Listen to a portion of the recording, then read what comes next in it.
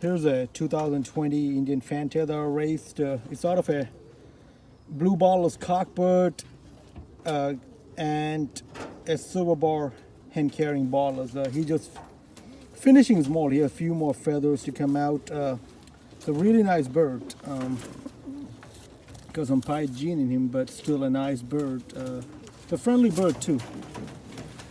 Beautiful bird. Has nice height, nice chance.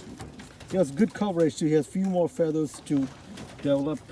Wanted him to move around a little bit more, so that's the reason I'm trying to make him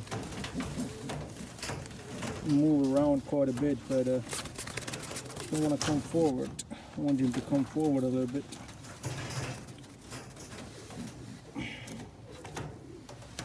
Let's do our typical way of catching the bird and go forward. Okay, now turn around.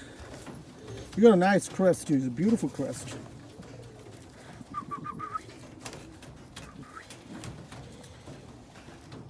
Excellent crest, excellent stance. I like the shape of the head on him too. The back of his neck looks pretty good too. He's going to be a powerful bird. Very nice bird. Quite pleased with him.